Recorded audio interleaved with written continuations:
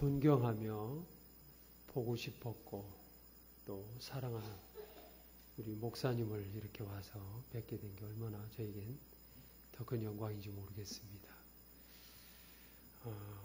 멀리 유럽에 있을 때 살면서 제일 마음속 한켠에 강 목사님이 떠나고 나서도 그리웠던 목사님인데 또 섬기는 교회 와서 이렇게 또 여러분들과 같이 또 예배하게 된 게 저에겐 더없는 기쁨이고요. 감사합니다. 목사님 또 건강한 모습, 사모님의 또 건강한 모습도 보게 된 것도 또 기쁨이었고요. 저는 그 밤 선교회라고요. 발칸 어시스트 미셔너리 해서 독일이란 나라에서 발칸 반도 여러분들이 생소한 아마 지명들일 거라고 생각해요. 불가리아, 알바니아, 또 코소보, 마케도니아, 크로아티아, 보스니아 헤르체고비나, 몬테네그로, 또한 세르비아, 저 아래는 그리스까지 이 지역에 우리 한국인 선교사님들이 64가정이 있습니다. 그 많은 나라에 왜 64가정밖에 없을까라고 반문하실 수도 있는데 이 지역은 경제적으로도 힘들지만 정치적으로도 굉장히 치안도 굉장히 불안한 나라들입니다. 이번에 와서 보니까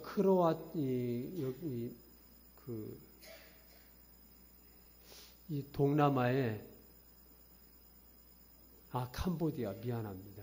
캄보디아만 해도 선교사님들이 400분이 계시다는 얘기를 들었는데 그 나라는 그 여러 나라들인데도 60대 가정밖에 있지 않고요. 또 굉장히 열악한 환경들에서 이렇게 사역을 감당하시는 선교사님들, 제가 한번 그쪽 지역을 방문하게 돼서 갔다가 이분들을 가능하면 내가 가까이서 좀 섬겼으면 좋겠다. 그래서 독일에서 목회하면서 거의 한 7년 가까이 1년에 3차례 내지 4차례 이 발칸반도를 순회를 제가 했습니다.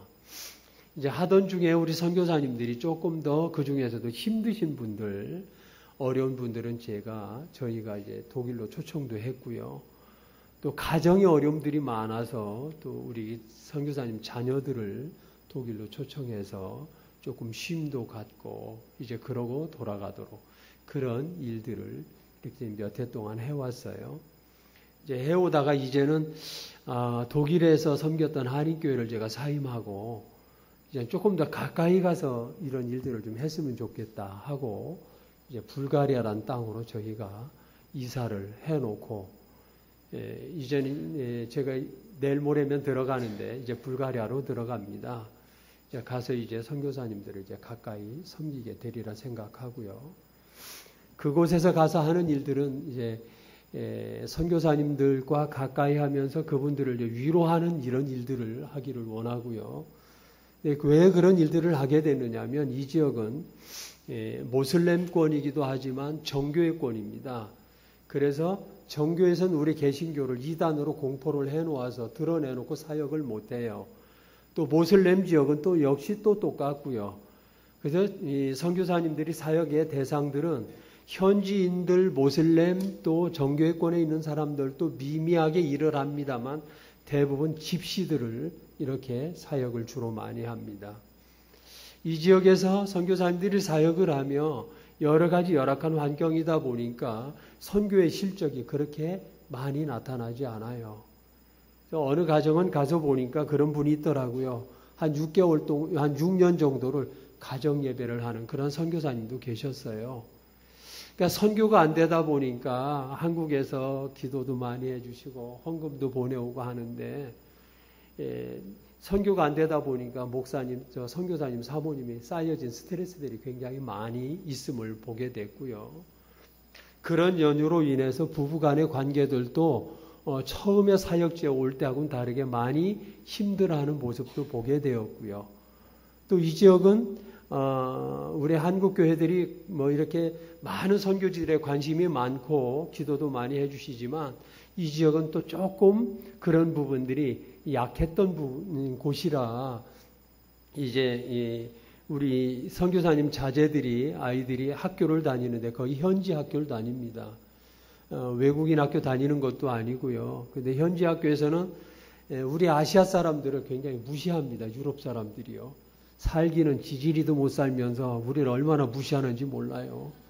어디 슈퍼마켓 가서 어디만 50유로치 뭘만 사면 우야로 내려다 봅니다. 그리고 옷을 허술하게 입고 가면 얼마나 깔보는지 몰라요. 그런데 우리 아이들이 학교를 가요. 가면 거기서 역시 이지매를 당해요. 동양인은 걔밖에 없습니다. 그러니까 학교에서 이지매 당하죠. 힘듭니다. 그리고 집에 오죠. 집에 오면 부모님들 기쁜 모습으로 있는 게 아니라 좀 힘든 모습으로 보여요. 근데 이 아이들이 중간에 그럼 어디 쉬었다 해도 올 수 있느냐면 전혀 그렇지 않습니다. 발칸반도에 거의 9나라 저희가 섬기는 나라들이 그 정도 되는데 그곳에 한 5, 6개 도시를 빼고는 맥도날드, 버거킹도 없습니다. 그래서 아이들이 어디 한눈 팔 곳도 없어요. 근데 치안이 어느 정도나 불안하냐면 재작년에는 코소보란 나라는 나라 수상이 마피아였어요. 불가리아엔 한 3년 전 얘기입니다만 마피아 대장이 수상한테 전화를 해서 내 통장에 얼만큼 입금해 너라고 얘기할 정도로 치안이 불안한 나라들입니다. 알바니아 슈악이라고 하는 곳은 바로 바닷가에 있는 조그만 소도시이긴 합니다만 거기는 가서 이제 거기 선교사님하고 이야기하다 들었던 얘기예요. 여기 치안이 불안하다면서 그랬더니 그 선교사님 하시는 말씀이 아니에요. 그래도 괜찮아요. 근데 어느 정도는 안 좋아 그랬더니 아주머니 혼자 다니면 안 됩니다. 최소한도 2, 3 할머니도 똑같아요. 그리고 길가에 이렇게 붙어서 갔다간 큰일 납니다. 길에서 떨어진 쪽으로 그리고 총총거롱으로 뛰어다니지 않으면 빨리 다녀야 합니다. 왜냐하면 그냥 인신매매범들이 잡아다가 바로 바다 건너서가 이탈리아입니다. 이탈리아에 노동력으로 팔아먹어버리는. 그러니까 치안이 굉장히 불안해요. 그래서 이제 우리 아이들도 그러니까 학교 갔다 오기도 굉장히 힘든 그런 상황들입니다. 또 우리 선교사님들이 이제 차를 가지고 다니면서 선교지를 순회하면서 다녀야 하니까 다니다 보면 때로는 교통사고의 위험으로 어려움을 당할 수도 있어요. 그래서 거의 이제는 운전하는 분들을 현지인들을 고용을 합니다. 배불러서가 아니라 어쩔 수가 없어요. 왜 그러냐면 가다가 길에서 접촉사고라도 나면 앞에 신호대기 기다리고 선교사님 기다렸다가 뒤에 오는 차가 뒤에서 받아도요. 이건 책임은 다 앞에 있는 차가 물게 됩니다. 외국인이라는 이유 하나 때문이에요. 그러니까 어쩔 수 없이 현지인들을 기사로 써야 되는. 그래서 아이들이 학교 왔다 갔다 하면서 걸어 다니는 아이들은 거의 없고 차를 타야만 되고요. 또 어떤 지역들은 그것 자체도 힘들어서 이제 선교사님이 아이가 초등학교 다니는 아이가 기차를 타고 하루에 2시간 와서 학교에서 공부하고 2시간 또 돌아가는. 저희가 한번 이제 선교사님 코소보인데 방문을 한다고 갔더니 이 아이가 잠을 안 자다 금방 잠들었대요. 우리 보고 자려고. 저희가 도착한 시간이 밤 한 거의 12시 됐습니다. 이 아이를 달래면서 재웠어요. 내일 그 아이는 새벽 5시에 학교에 나가야 됩니다. 그러면서 이 아이를 달래면서 그랬대요. 너 지금 자고 내일 학교 갈 때쯤이면 아마 주무시는 얼굴들은 볼 거야. 이제 그렇게 위로를 했대요. 그리고 이 아이가 자고 일어나서 나가면서 우리 얼굴을 하나씩 하나씩 다 들여다보더라는 거죠. 우리는 세상 모르고 자고. 그렇게 한국인들이 그리운 바로 그곳입니다. 이게 이제 발칸반도의 한 모습들이고요. 모든 나라가 다 그렇지는 않지만 대부분 나라들이 치안이 상당히 불안해 있는. 또 아까 목사님 이제 말씀해 주셨던 보스니아 헤르체고비나 이런 곳은 거의 인구의 3분의 1이 내전에 의해서 다 이제는 참 많은 생명들을 잃게 되었던. 그래서 보스니아 헤르체고비나는 어떤 마을에 가서도 그 안에는 종교적인 갈등으로 이런 내전들이 있었거든요. 그래서 정교회나 또한 캐톨릭이나 또한 모슬렘, 이게 한 마을에 예배당이 다 그런 식으로 있어요. 이런데 그 안에서 서로 한 마을에서 같이 테이블에 앉아서 밥 먹던 사람들이 총뿌리로 서로 겨눠서 죽였던 그래서 어느 마을에 가서도 정교회에서 죽은 사람들 묘가 이렇게 쫙 있습니다. 또한 캐톨릭 그쪽에서 죽은 사람들 묘가 따로 있고요. 장지가 마주보고 있어요. 그런 것들이. 지금도 가서 보면 벽이 그냥 다 구멍이 뻥뻥 뚫려 있는 이 모습들을 많이 볼 수 있고요. 그러다 보니까 제 생각에는 뭐 여러 가지 면에서 넉넉하게 선교할 수 없는 현장들이 바로 이곳이겠다 생각을 했고요. 저는 사실 그곳에 간다고 해서 저 나이에 가가지고 무슨 말도 못할 텐데 뭔 일을 하겠나 하겠지만 제가 하는 일들은 필드 앞에 나가서 사역하는 것이 아니라 다른 선교사님이 이곳에 와서 말씀하시던 선교사님들 그 사역하고는 좀 다르게 저는 그 선교사님들을 좀 어떻게 하면 가정을 세우며 가정을 위로할까 이 사역을 제가 지금 이렇게 7년째 해옵니다. 그러다가 이제 11월이 되면 하나님께 기도하다가 하나님 이 일을 좀 정말 잘할 수 있는 방법이 뭘까요? 저 혼자는 이거 도저히 될 수도 없고요. 예, 그러다가 하나님께서 주신 저에게 아이디어가 생겼어요. 그게 바로 여러분들 흔해 빠진 김장하는 겁니다. 가을이면. 발칸반도에 9나라가 있지만 11월 달에 무, 배추를 재배하는 나라는 한 나라밖에 없습니다. 그 외에 다른 나라에 사는 우리 선교사님들은 10년, 15년이 돼도 김장김치를 먹어본 일이 없어요. 그래서 불가리아에서만 이 무, 배추를 재배를 합니다. 그래서 1년에 한 차례 김장을 하면서 그 흩어져 있는 나라의 선교사님들을 불가리아로 모두 초청을 합니다. 오셔서 오는 거리가 거의 차로 이동하면 10시간, 15시간 이렇게 이동해서 와요. 오면서 얼마나 힘들겠어요. 길도 좋지 않은데 중간에 하루 자고 오시는 선교사님들도 계시고요. 오자마자 김장을 같이 2박 3일 동안 담굽니다. 이제 처음 출발할 때부터 뭐 기대하고 오는 게 하나도 없어요. 그냥 섬기러 오는 일들이니까 와서 피곤하겠지만 그냥 발 걷어붙이고 같이 김장을 합니다. 뭐 씻는 것부터 시작해서 다 같이 하다 보면 선교사님들, 사모님들끼리 한국 분들이 옆에 찾아가도 최소한도 1시간, 2시간씩 가야 만날 수 있었던 분들은 그냥 안면만 있었던 분들, 초교파적인 모임이니까 거기 모이면 서로 이제 이야기를 나누기 시작해요. 그런데 이야기하다 보면 참 우리 선교사님들, 사모님들이 속에 있던 것들을 서로 이야기를 나누게 되고요. 이렇게 몇 해 하다 보니까 감사하게도 하나님께서 그런 은혜를 주셨어요. 이제는 선교사님이 선교사님 가정들을 서로 만나고 싶어서 찾아다니면서 서로가 위로하는 그 모습을 이제 보게 됩니다. 그 많은 분들을 김장을 다 나눠드리는 건 우리는 다 역부족이죠. 작년에 저희들이 김장을 했던 건 한 2,700kg 김장을 했습니다. 이제 해서 이제 오신 분들은 오셔서 가져가시고 또 가져가신 분들은 주변에 선교사님 못 오신 분들에게 나누고 때로는 현지인들하고 사는 한국 분들이 계셔요.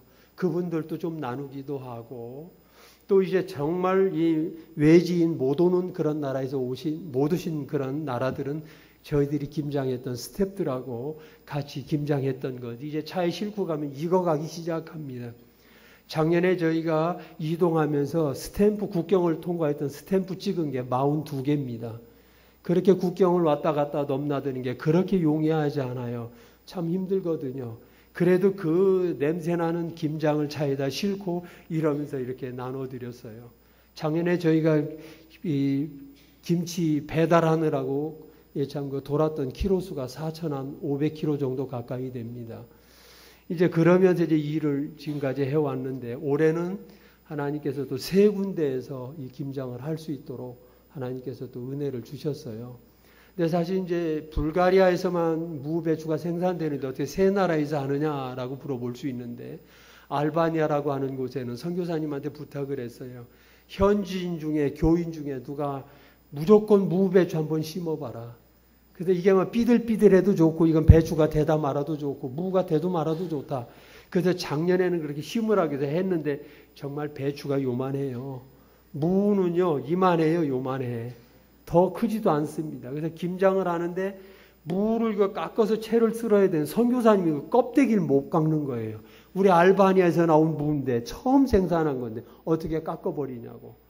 올해도 삐들삐들해도 어떻든 한번 심어봐라. 이제 그랬어요. 그래서 올해는 또 크로아티아에서도 김장을 하게 되는데 사실은 크로아티아 무후 배추는 생산되는 게 아니라 불가리아에서 수입해 갑니다. 예, 불가리아라는 땅은 예, 그 배추가 키로에 한 500원 꼴 해요. 우리나라 돈으로. 그런데 크로아티아에 가면 그게 얼마냐면 5,000원이 됩니다. 그래도 배추가 없으니까 사서라도 하자. 그래서 저희가 이제 사게 되고요. 거기 가서 올해도 하게 될 것 같아요. 작년에는 필요했던 고춧가루가 95kg였는데 하나님께서 그 고춧가루는 모두 다 전량 한국에서 가야 합니다.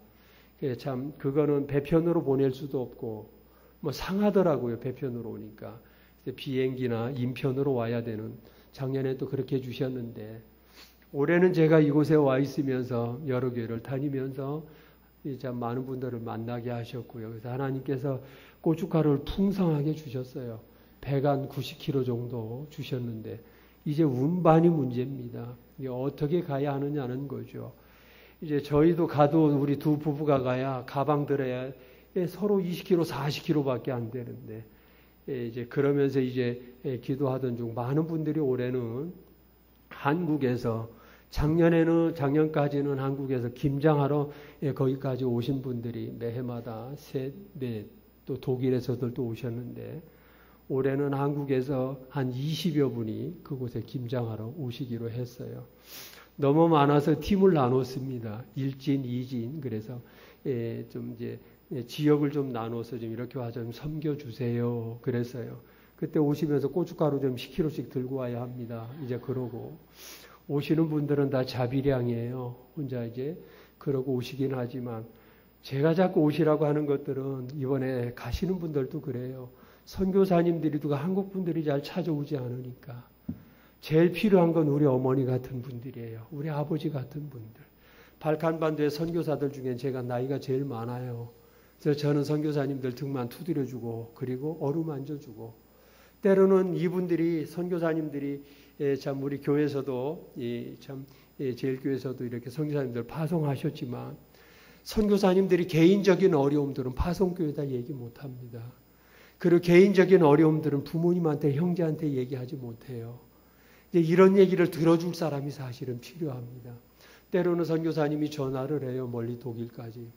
그래서 사모님이 저희 집사람 통화하면서 펑펑 울어댑니다. 같이 우는 거죠. 뭐 별거는 아니지만 때로는 선교사님이 이제 제 목소리 들으면서 같이 또 이야기도 나누기도 하고요.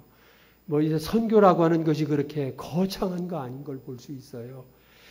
그냥 찾아만 가도 선교인데 아무것도 아닙니다. 그렇게 어려운 것도 아니고 이건 어떻게 보면 믿는 사람으로서 쉬운 것 아니겠나 그런 생각도 가져요. 여러분들 휴가를 맞이하면 멀리 이제 어디 뭐 경치 좋은 데 찾아가는 것도 좋지만 여긴 일석이조입니다. 구경도 할 수 있고 선교사님 위로도 할 수 있고 선교사님 센터에 와서 여러분들이 이렇게 이제 머문다고 했을 때 한 달 정도를 한 가정에 머물면 우리 한국 돈으로 한 70만 원, 80만 원만 드리면 숙식이 그냥 해결돼요. 오늘 보니까 우리 젊은이들이 이렇게 위층에 많은데 얼마나 감사한지 몰라요.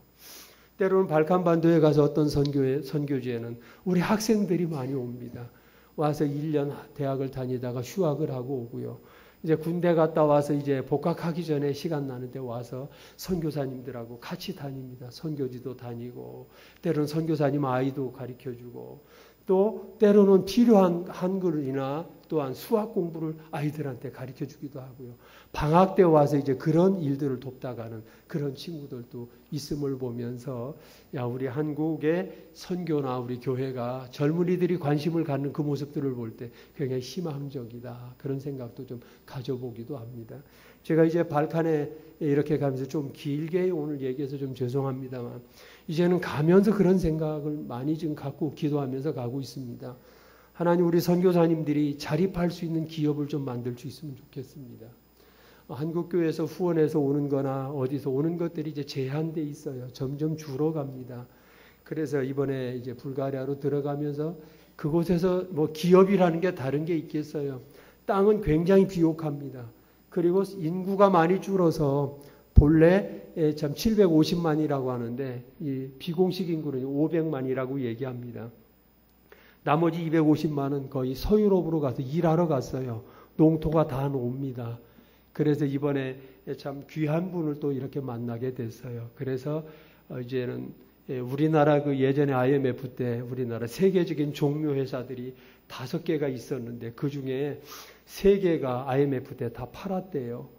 이제 앞으로는 이 종묘 씨앗이라고 하는 게 이게 무기가 될 시기가 와 간다라고 얘기합니다.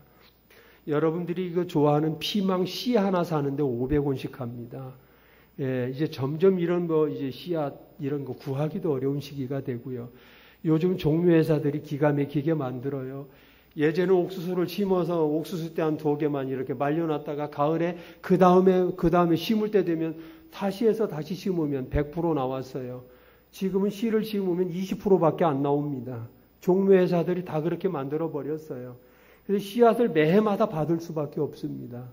근데 이번에 이제 그런 쪽에 이렇게 도와주시는 분을 통해서 이제 씨앗을 계속 이제 몇천 톤 정도 공급을 받고 또 농기계도 공급을 받을 수 있고 몇 가지를 지금 이제 제가 얻어놓고 이제 돌아갑니다. 문제는 가서 이제는 이게 잘 통관이 돼야 되는데 후진국의 장점이며 단점인 거죠. 되는 것도 없고 안 되는 것도 없습니다. 예. 이게 되는 것도 없고 안 되는 것도 없는 나라는 무조건 다 후진국입니다. 예. 그래서 여기는 지금 이거 통관하는데 어떻게 하느냐는 거죠. 비공식으로 하려면 마피아 끼면 금방 됩니다. 한 1,000불만 주면 모든 게 그냥 들어와요. 그런데 어떻게 목사가 이렇게 하겠나. 그래서 이제 여러 가지 많이 상의하던 중에 소피아 대학에 농과대학이 있는데 농과대학하고 자매결혼을 맺으면 되겠다. 그럼 자매결혼을 어떻게 맺습니까? 그랬더니 그건 책임지고 내가 한국에 농과대학이 있는데 하고 자매결혼 맺어주겠다. 그쪽 채널로 씨앗들이 들어오거나 농기계가 들어오면 되겠다. 이제 그런 얘기를 좀 듣고 제가 이제 불가리아로 돌아가게 됩니다. 우리 선교사님들의 이 일을 통해서 불가리아 땅뿐만 아니라 이것이 그 주변 나라인 9개 나라에 이렇게 참 농작물을 제가 생각했던 건 선교사님들이 전도를 해도요. 이 사람들이 하루에 밥 한 끼나 2끼 먹고 사는 사람들입니다. 이 일이 없어요. 하루 일당이 우리 한국 돈으로 10,000원입니다. 이게 없어서 먹을 게 없어요. 일이 없으니까. 그럼 그 사람들한테 일도 주고 돈도 주고 수입되는 건 우리 선교사님들의 자금이 좀 되겠다. 이제 그런 마음을 가지고 제가 참 이번에 결정해서 들어갑니다. 혹시 제 생각 나거든. 머리가 이렇게 없는 사람 생각나거든. 여러분들이 좀 기도 좀 해주시고요. 사실은 제 머리가 우리 강 목사님만큼은 아니었지만 조금 그래도 괜찮았는데 이 독일에 살다 보니까 그 나라는 둘 중에 하나래요. 물이 석회질이 많아서 머리가 빠지지 않으면 허옇해요. 근데 저는 2가지를 다 이렇게 정말 감사합니다.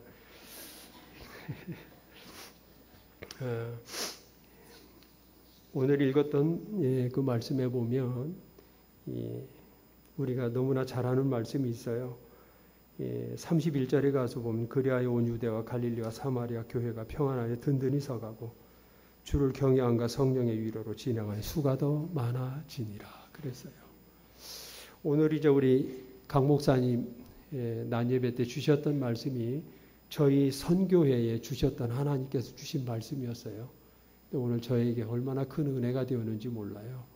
어떻게 보면 우리 강 목사님 하신 말씀을 제가 조금 보조로 오늘 말씀을 드리는 게 아니겠나 그런 생각을 좀 가지면서 간단하게 말씀을 좀 드리겠습니다. 100년 전 기록에 보면요. 어느 분이 신학을 공부했어요. 그리고 이분은 광산촌에 가서 이 사역을 합니다. 열심히 자기 나름대로 내는데 설교가 좀 서툴렀어요. 처음 하다 보니까 교회 지리도 좀 서툴렀습니다. 그래서 교인들이 좀 이렇게 잘 참아주고 용기도 주고 잘 할 수 있도록 도왔으면 참 좋았을 텐데 교우들이 그런 얘기합니다. 당신은 목회에 소질이 없다. 이제 목회 그만두고 다른 일 좀 찾아보면 안 되겠냐. 그래서 다른 일을 찾게 됩니다. 그 일이 바로 뭐냐면 그림 그리는 일이었어요. 근데 이 사람이 훗날에 어떤 인물이냐면 후기 인상파 화가의 대표적인 사람 바로 반 고흐입니다. 고후의 전기에 이런 말을 합니다. 이 사람의 열정과 창의력을 보아서 그가 만약 목회자가 되었다고 한다면 세계에서 위대한 설교가가 되었을 것이다. 그래서 마지막에 이런 말로 이 전기를 마칩니다. 인류는 위대한 화가는 얻었지만 위대한 설교가는 잃었다. 그랬어요. 오늘 제목이 뭐냐면 지도자를 세운 지도자입니다. 살아가면서 우리가 귀한 것 중에 하나는 사람을 세워주는 사람들이 필요한 시대가 아닌가 생각해요. 제가 독일에서 목회하면서 절실하게 느꼈던 건 한국에서는 경험하지 못했던 것들은 우리 한국 사람들은 서로 세움에 인색하구나. 내가 앞에 있기를 좋아하는구나. 그러면서 제 마음에 간직하고 기도하던 것이 바로 바나바라고 하는 사람입니다. 그러다가 이제 이걸 기도하던 중에 하나님께서 또 저에게 그런 일도 주었어요. 발칸반도의 선교사님들을 좀 섬겨라 하는 것 같아서 저희가 김장을 그렇게 몇 해 해오면서도 사실은 예배도 안 했어요. 기도도 안 했고요. 시작하면서. 그런데 작년에 우리 선교사님들이 요청하더라고요. 목사님, 그래도 선교사님들이 모여서 일하는데 그래도 예배는 해야죠. 근데 나는 안 할랜다. 누가 할 사람 있으면 해라 그랬더니 저보고 하라고 그래서 그냥 하기는 합니다. 이번에 와서 여러 사람들을 만나면서 보니까 명함이 절실히 필요해요. 병원에 가서 종합진찰한다고 갔는데 목사라는 증명이 없습니다. 저는 주보도 없고요. 선교에 지금 대표라고 하는데 명함도 없거든요. 이거 가지고는 할인을 못 받더라고요. 주보 한 장만 있어도 가면 50% 할인해 준다는데 그것도 못 받았어요. 그런데 누구든지 만나면 꼭 저한테 주는 게 명함을 꼭 전해줘요. 나 이런 사람입니다. 그때 저는 참 그렇죠. 젊은 친구들 말대로 어떻게 보면 쪽팔리죠. 명함 한 장도 없어요. 명함 줄 게 없습니다. 그럼 제가 받아들고 그래. 나는 명함도 없어요. 그런데 사실은 아직도 명함은 별로 만들고 싶지 않은데 모르겠습니다. 생기면 또 가지고 다녀야 되겠지만 제 마음에 그려놓은 것이 바나바 같은 사람이에요. 섬기는 사람이 되자. 우리 참 교우들은 많이 섬기는데 아마 앞장서 있는 분들 아니겠나. 또 우리 여전대 회원은 바로 그런 분들이 아니겠나 생각을 가져봐요. 중국 땅에 있어서 역사적으로 지금의 중국을 만든 사람이 모택동이잖아요. 마오쩌둥. 근데 마오쩌둥을 그렇게 사실 모택동은 투박한 사람입니다. 무식한 사람이에요. 이 사람은 배운 게 없는 사람입니다. 책만 열심히 본 사람이에요. 그런데 이 모택동의 뒤에서 모택동을 평생 동안 모택동을 만드는데 혁혁한 비하인드맨으로 정말 혁혁한 그렇게 만든 사람이 있습니다. 그 사람이 바로 주월라입니다. 주울레예요. 주울레는 귀족 출신입니다. 주울레는 일본 유학파입니다. 주울레는 프랑스 유학파입니다. 그런데도 이 사람 평생 동안 모택동을 앞에 세워놓고 뒤에서 돕는 역할을 합니다. 그래서 지금의 모택동을 만든 사람이에요. 지금의 중국을 만든 사람입니다. 중국에서 이야기하길 지금의 역대 정치적인 지도자 중에 맨 위에 올려놓는 사람이 바로 주월라입니다. 주울레예요. 중요한 것들은 앞에 나서는 사람도 굉장히 중요하지만 돕는 사람들이 얼마나 중요한가. 우리 목사님이 목회하시지만 잘할 수 있도록 돕는 사람들이 얼마나 중요한가. 우리나라 정치적인 지도자들을 세우지만 뒤에서 우리 국민들이 어떻게 하는 것인가 하는 것이 굉장히 중요하다. 저는 이번에 와서 보니까 세 사람이 미안합니다. 정치 얘기해서. 요즘 박근혜 씨는 근에 타는데 바쁘대요. 제가 만든 거예요. 무슨 얘기죠. 안철수는 제가 그런 말을 하는데 철수는 안 돼. 그런 말이 제 말입니다. 또 하나 문재인은 그 사람 문제 많은 사람이야. 그러면서 제가 붙이는 말이 있어요. 나는 무당이다. 다만 누가 됐든지 하나님이 세우리라 믿어요. 다만 우리 국민들이 어떻게 그 사람이 일 잘할 수 있도록 돕는 사람이냐는 거예요. 우리는 돕는 사람들이잖아요. 도와야죠. 선교사님들도 똑같아요. 부부간에 싸우다 보면요, 선교고 뭐고 아무것도 안 돼요. 자녀들하고 갈등이 생기면 아무것도 안 됩니다. 중요한 것들은 가정도 잘 세우도록 해야 되고요. 자녀들하고 부모하고의 관계가 좋아야 되고요. 교회도 부흥하는데 오늘 마지막 절 읽은 그곳에도 나타납니다만 그런 말이 있어요. 평안해서 든든히 서간단 말이죠. 평안할 때에 든든히 세워져 가는 거예요. 역사적으로 보면 한 나라가 패망하고 한 민족이 없어져 버렸던 그 역사들을 보면 외침에 의해서 망한 나라가 없다고 얘기해요. 내분 때문에 나라들이 그 민족이 없어져 버렸다는 얘기를 합니다. 가정에서 늘 싸우면 그 가정은 이제 부부가 헤어질 수밖에 없잖아요. 교회가 아무것도 아닌 문제 가지고 싸우면 그 교회는 갈라질 수밖에 없잖아요. 제가 들었던 얘기인데 어떤 신혼이 결혼을 했대요. 결혼을 하고 이제 시집 온 그 자매가 자기 남편 된 친구하고 토마토를 너무 좋아해서 우리 토마토 사가지고 가서 토마토 먹자 그러고 이제 둘이 손 붙잡고 들어와서 이제 집에 와서 토마토를 부인이 썰어서 접시에다 내왔어요. 그리고 포크 2개 갖다 놓고 우리가 토마토 먹읍시다. 이제 그러는데 이 남편이 대뜸 하는 말이 넌 토마토 이렇게 먹냐? 그래서 그럼 나 이렇게 먹지. 우리 집에서는 이렇게 먹어. 그러니까 남편이 하는 말이 어떻게 한 줄 아세요? 우리 집에서는 지금까지 이렇게 먹어본 적이 없어. 토마토에 설탕을 쳐먹어가지고 어떻게 이렇게 먹냐? 이게 마음이 맞아지지 않은 거예요. 여기서부터 갈등이 생긴 겁니다. 그럼 서로가 다르면 어떻게 하면 좋겠어요? 2그릇에다가 나눠서 가져오면 되지. 나는 쓸어 먹고 쟤는 설탕 쳐주면 되잖아요. 그게 뭐 갈등이라고요? 꼭 한 그릇에다 먹어야 돼요. 독일에서 제가 정말 사랑하는 권사님 한 분이 계세요. 장로님은 소천하셨는데 이분들이 이 늙은이가 장로님이 돌아가시기 전에 사고사로 돌아가셨는데 집은 2층이었어요. 침실이. 독일 집들이 뭐 거의 그렇게 돼 있잖아요. 아침에 일어나면 이 장로님이 그 부인되는 권사님으로 얻고 내려와요. 얻고. 그랬던 분이 계셔요. 근데 이분들은 김치찌개를 기가 막히게 드십니다. 이 권사님은 김치찌개에 꼭 멸치 넣은 것만 먹어. 근데 장로님은 멸치 넣은 건 냄새도 맡기 싫어요. 뭘 넣어야 돼? 삼겹살만 넣어서 먹어야 돼. 권사님은 반대입니다. 그러니까 이 얼마나 지혜로워요. 그러니까 김치찌개 할 땐 2개 끓여와. 그러고 먹으면 되잖아요.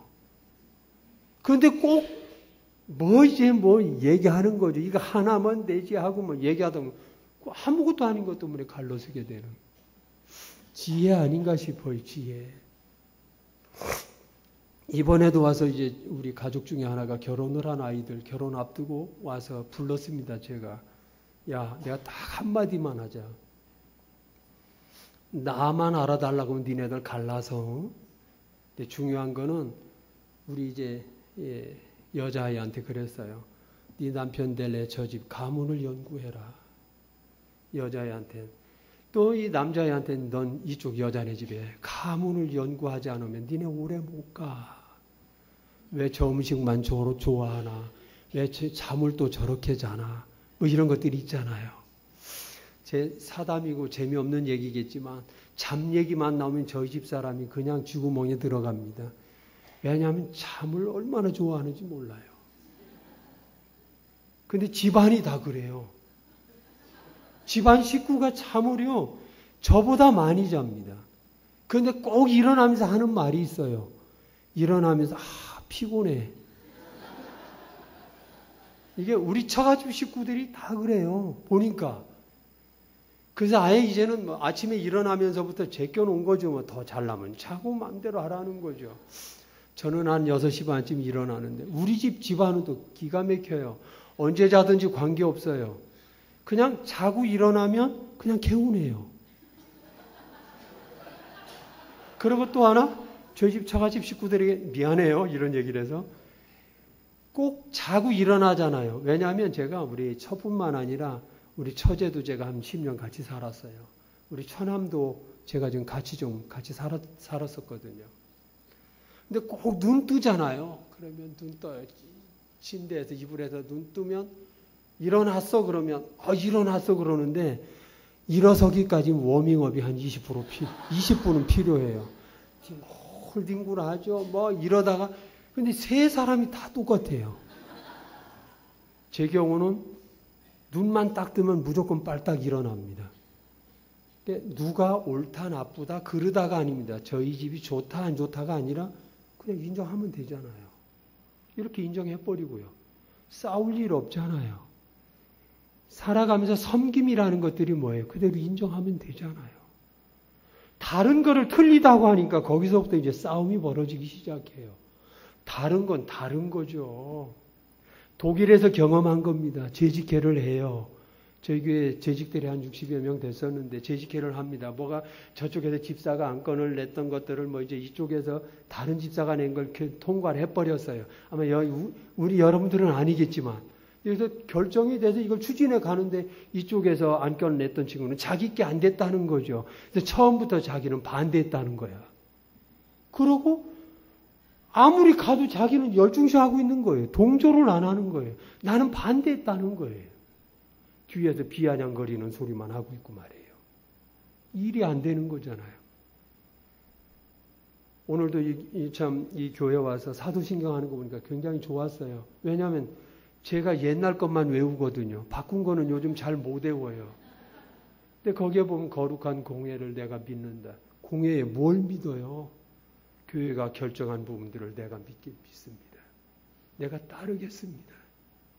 그 부분인데 교회는 정해도 나는 내 갈 대로 가는 거란 말이죠. 이거는 서로 세움도 아니잖아요. 서로 세워가는 그 모습들.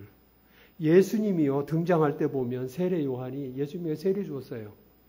근데 세례 요한이 가만히 보니까 자기의 제자들을 예수님 편으로 하나씩 둘씩 합니다. 근데 세례 요한이 그때 뭐라고 그래요? 그는 흥해야 되고 하고 나는 쇠해야 하리라. 그리고 역사의 장에서 세례 요한은 사라져버리고 맙니다. 시몬도 똑같아요. 안드레가 먼저 예수님을 만났어요.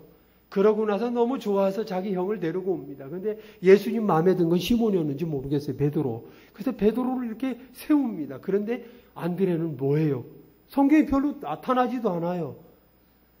시몬이 형이 예수님의 제자로 일 잘할 수 있도록 돕는 일을 하거든요. 그거면 끝났어요. 거기에서 좋게 하는 그 모습을 우리는 볼 수 있어요. 오늘 본문에 나타난 것 보면 이 사울이요 다메섹 길에서 예수님을 만납니다. 만나고 나서 그가 이제는 예수님을 만나고 난 후에 참 그 제자들 앞에 이제는 자기도 이제 제자들 앞에 출입하며 복음을 전하는 다로 이제 이렇게 살아가길 원해요. 그래서 제자들 앞에 가는데 제자들이 뭐라고 그래요? 거리감을 둡니다. 어제까지 넌 우리랑 참 복음 전하던 사람들, 예수 믿는 사람을 죽였던 사람 아니냐는 거죠. 그때 가운데서 바로 바나바가 등장을 합니다. 바나바는 본래 구브로에서 난 사람이에요. 이 사람 이름 본래 요셉입니다. 근데 제자들이 이 사람의 이름을 바꿔줍니다. 바나바라고요. 바나바는 우리가 잘 아는 대로 어떤 뜻이에요? 권고하는 사람, 위로하는 사람이란 말이죠. 제자들이 볼 때도 바나바는 위로하는 사람이었어요. 이 사람은 중재를 잘하는 사람이었어요. 이 일로 인해서 제자들과 바울이 같이 일을 하게 됩니다. 근데 같이 일하다가 이제는 오늘 본문에 나타난 대로 보면 어떤 여러 그 종파의 헬라파 유대인 여러 파들끼리 싸움하다가 나중에 이제 바울이 힘들어져서 다소라는 곳을 피해 이제 가서 지내게 됩니다. 근데 바로 그때 당시에 안티옥이라고 하는 곳에서 바나바가 목회를 했어요. 근데 그 교회가 어떤 교회냐면 교인들이 많이 모였고 뜨거웠고 역사가 있었고 하나님의 은혜가 있었는데 이 교회가 문제가 많았어요. 이 문제를 어떻게 해결할까? 그때 제자들이 상의를 해서 바나바를 안티옥에 보냅니다.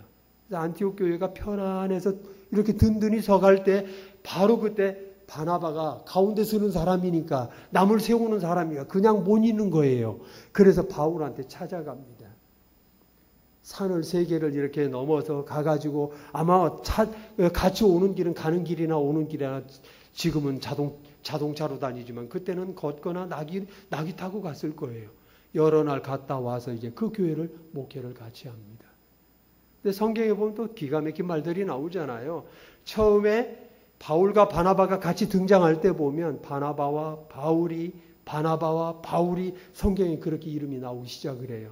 근데 조금 더 넘어가서 보면 바울과 바나바가 이렇게 얘기가 나옵니다. 그러다가 나중에 보면 바나바는 없어요. 바울이 바나바는 없어졌습니다. 언제 사라졌는지 바나바는 사라져버리고 말아요. 세우는 일로 자기의 모든 사역들을 마치고 말거든요. 꼭 알아달라는 거 아닙니다. 세우는 일들로 교회가 든든히 세워져 가는 것들은 다른 것이 아니라 세우는 자들이 세우는 자들이 얼마나 많이 교회 안에 필요한가 하는 것들이에요. 라이킨의 법칙이라는 게 있대요. 80대 20의 법칙이라고 하는데 은행 예금한 예금액의 20%가 그 80%를 가지고 있대요. 그리고 이 말을 또 이렇게도 해요. 곤충학자가 개미를 연구를 했어요. 연구하면서 보니까 개미가 막 얼마나 일 열심히 해요. 가만히 들여다보니까 80%는 그냥 왔다 갔다 하더래요. 근데 정말 뭘 물어나르고 하는 애들은 가만히 보니까 20%만 나르더라는 거죠. 그래서 20% 되는 개미들만 다 모아서 다시 이쪽으로 모아놨어요. 그래서 요놈들끼리 있으면 너무 잘하겠지. 그러고 가만히 또 보니까 거기서 80%는 그냥 왔다 갔다 하더래요. 20%만 일하더라는 거죠. 여러분들은 우리 교회는 그래서는 안 되겠지만 교회는 20%만 정말 섬기는 이들만 있어도 교회는 정말 아름다운 교회로 만들어져 갈 수 있다. 그렇게 얘기하는 분들도 있더라고요. 중요한 거는 교회가 세워져 가며 부흥함에 있어서 중요한 건 앞에 중요한 분 때문에 교회가 커가는 것 아니라는 걸 저는 많이 봅니다. 이번에 와서 제가 선교사고 목사이다 보니까 우리 가족들은 있지만 우리 둘이 편안하게 쉴 수 있는 곳이 어딜까 찾아다녔던 곳이 교회 선교관입니다. 근데 교회 선교관인데 오늘 이제 주보를 제가 보면서 참 감사한 걸 봤어요. 그 어디에 보면 이천에 보니까 뭐가 있더라고요. 그래서 다음에 오면 내가 여기 좀 단락해서 가 있어야 되겠다 생각이 좀 들어요. 근데 평촌에 세중앙교회라는 곳에 교인이 한 10,000명 돼요. 거기에 머물러 있습니다. 예배당하고 붙어 있었어요. 그런데 이게 얼마나 시끄러운지 밤에 잘 수가 없어요. 그래서 가자마자 한 이틀은 욕을 막 했어요. 선교사들 지금 와서 쉬라고 하는 거지 나와서 지금 철야하라고 하는 건지 왜 여기다 갖다 놨냐고 그랬는데 한 3일째부터 지내면서 제가 이제 은혜 받기 시작을 합니다. 매일 저녁 우리 권사님들이 모여서 교회에서 철야기도 합니다. 토요일 같은 날은 좀 쉬면 얼마나 좋아요. 밤 11시부터 새벽 1시까지 권사님들이 바로 주일 예배를 위해서 철야 그 시간 기도회로 모여요. 그것도 기도하는 것도 아니에요. 마이크 잡고 막 기도하거든요. 또 뭐 찬송도 하고. 근데 그 교회 주보를 제가 이렇게 들여다봤어요. 있는 동안 한 달 정도 조금 못 있었는데. 근데 담임 목사님이 설교는 주보에 올라온 이름을 딱 한 번 보았습니다.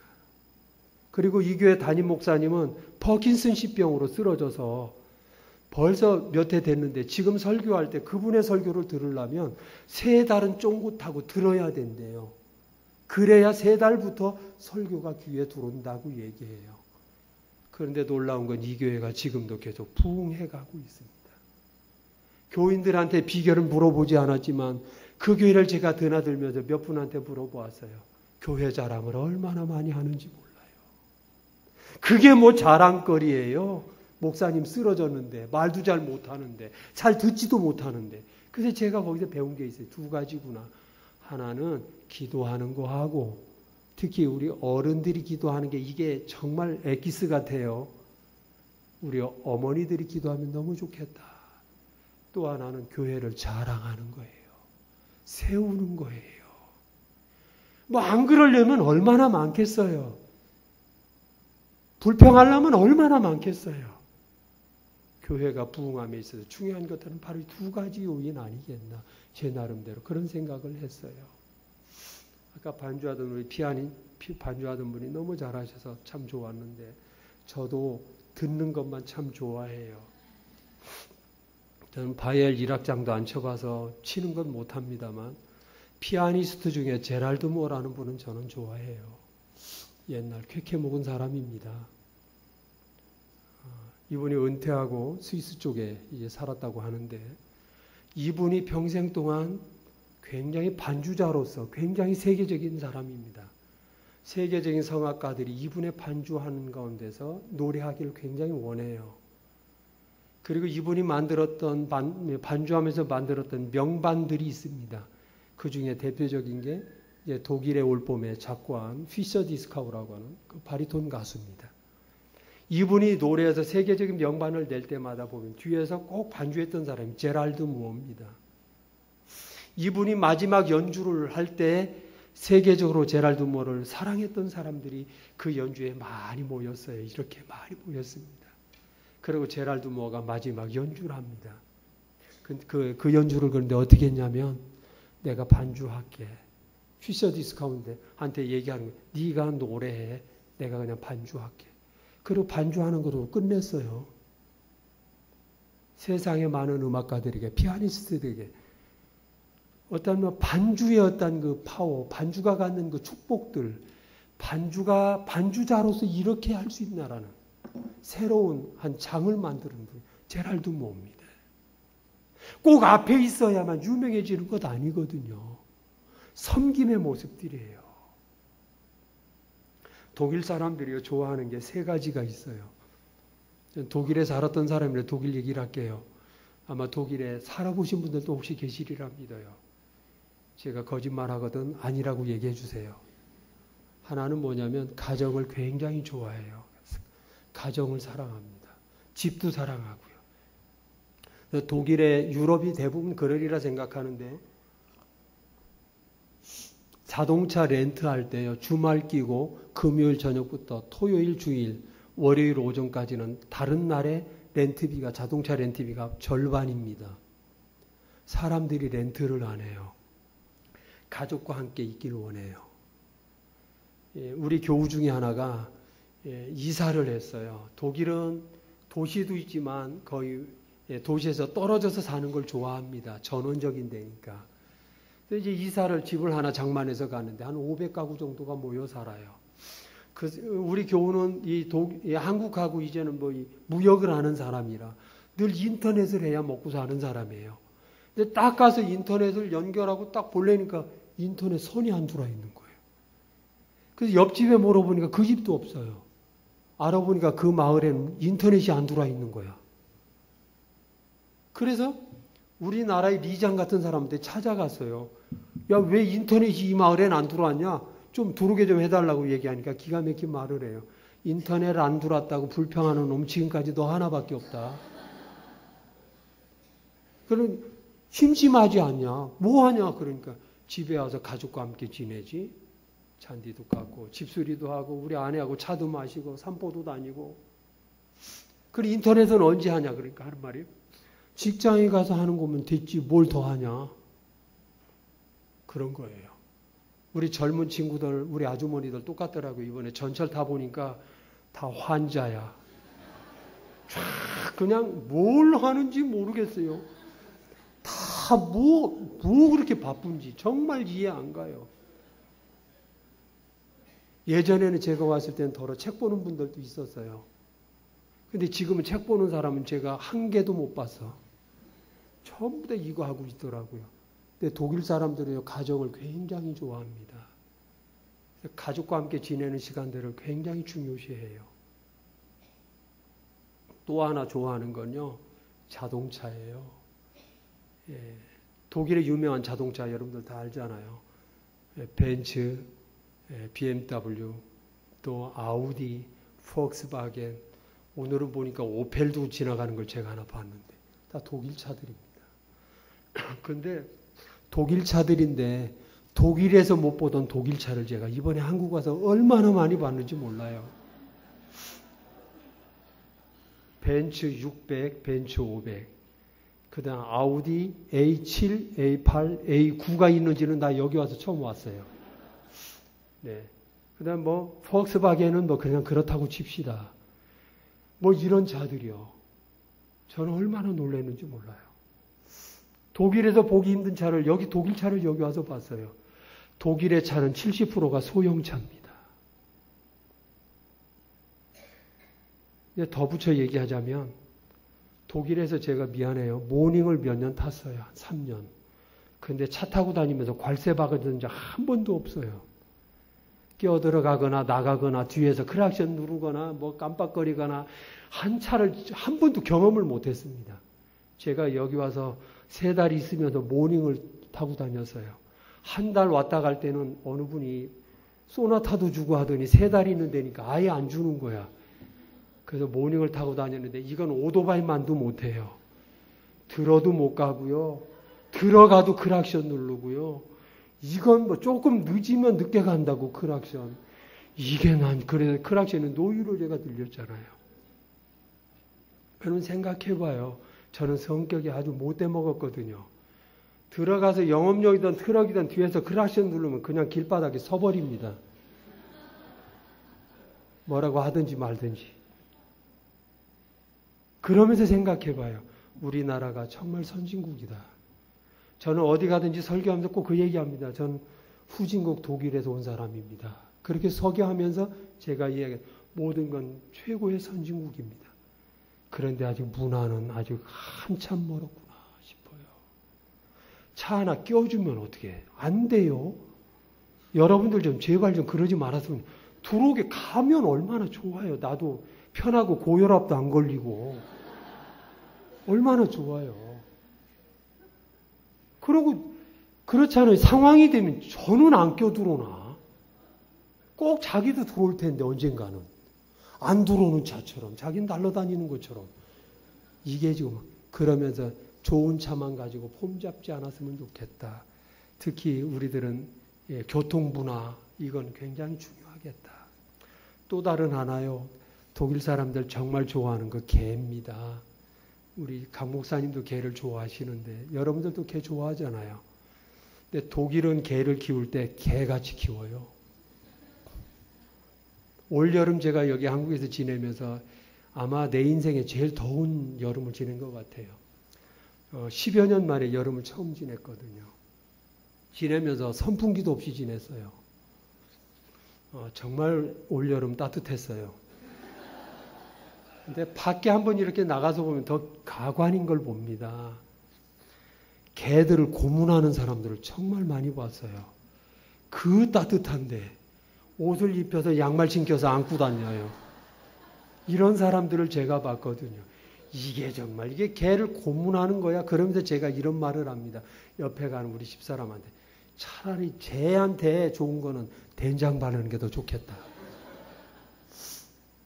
그런 얘기 우스갯소리하는 독일 사람들은요, 개를 하루에 2번씩 꼭 끌고 나가서 산책을 시켜야 합니다. 안 시키는 걸 옆집에서 봤다가 동물보호협회에다 이렇게 고발하면 이 사람 벌금 내요. 비가 오나 눈이 오나 나가서 개를 운동시켜야 돼요. 그 독일에서 못 보던 장면은 옷 입히고 양말 신겨서 데리고 다니는 개는 못 봤다는 거죠. 더 기가 막힌 건 개를 끌고 가면 꼭 옆에 산책하는 다른 사람을 만나면 주인 옆에 납작 앉아있든지 엎드려 있다라는 겁니다. 혼자 가지 않아요. 주인 앞서 가지 않습니다. 주인이 있으면 같이 서 있어요. 그리고 처음 만나는 개들은 우리나라에서 만나면 서로 막 으르렁거리지만 독일에서 만난 개들은 서로 꼬리칩니다. 처음 만난 놈들끼리도. 가끔 쬐끄만 놈이 이렇게 큰 개한테 멍멍 짖어대기도 하지만 거의 다 그렇습니다. 산책하는 거 보면 처음에는 야 독일 사람들 좋다. 어떻게 아침 저녁으로 산책을 시켜. 그러면서 덩달아 운동하겠다 그러는데 나중에 보니까 개가 사람을 운동시키고 있더라고요. 개는 훈련으로 되는 거예요. 세계적인 명마는 아라비아산 말이라고 얘기 들었어요.